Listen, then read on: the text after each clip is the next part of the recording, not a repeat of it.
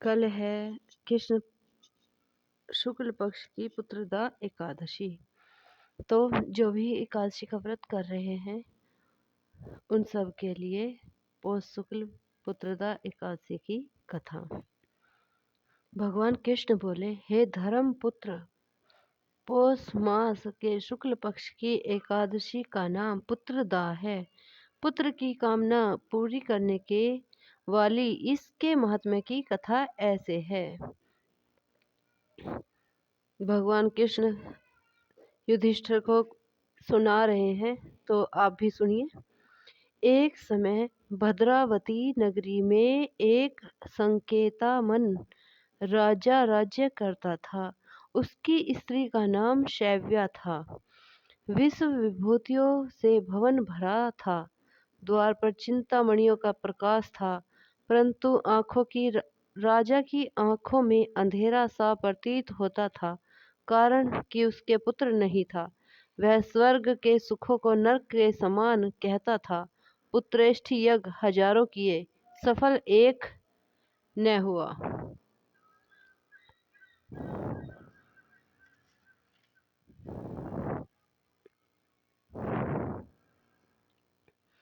देवताओं को लाखों प्रणाम किए, आशीर्वाद एक भी न मिला। बेचारा हार गया और बुरे विचार करने लगा। क्या करूं? विष खा लूं और भूत बन जाऊं तो अच्छा है, परंतु यह चिंता अच्छी नहीं।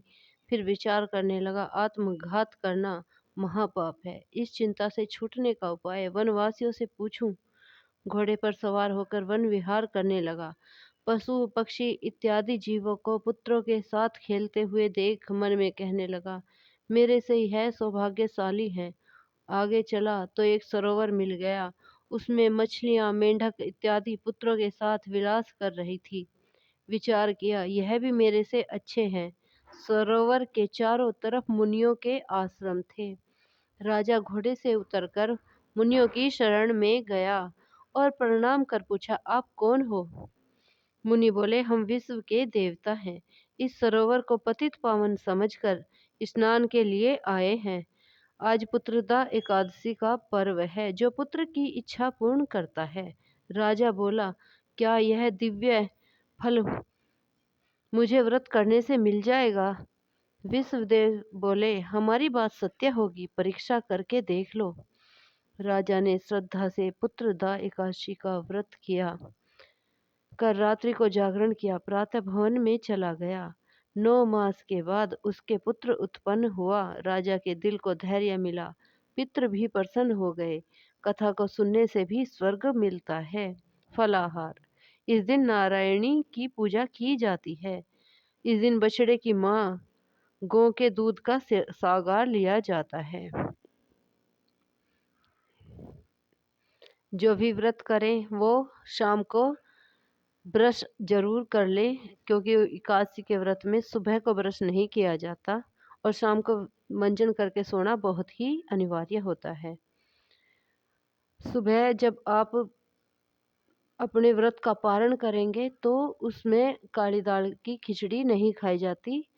दाल चावल खा सकते हैं। पीली खिचड़ी जो बनाते हैं वो खा सकते हैं।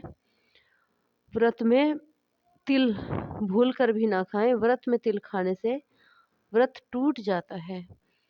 और फल खाइए, दूध पीजिए, दूध, दही, आलू ये सब आप खा सकते हैं।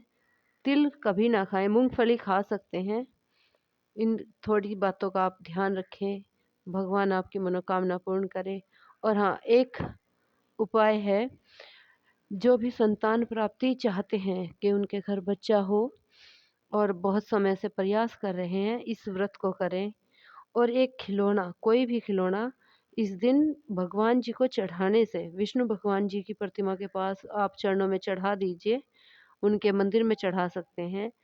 इस दिन खिलौना चढ़ाने से कहते हैं कि मनोकामना अवश्य पूरी होती है। तो आप सबको भगवान संतान प्रदान करें। जो जिनके संतान है उनकी संतानों की को दीर्घायु होने का आशीर्वाद दें। हम सब की संतान दीर्घायु हो, सुखी हो, इसी कामना के साथ। राधे राधे।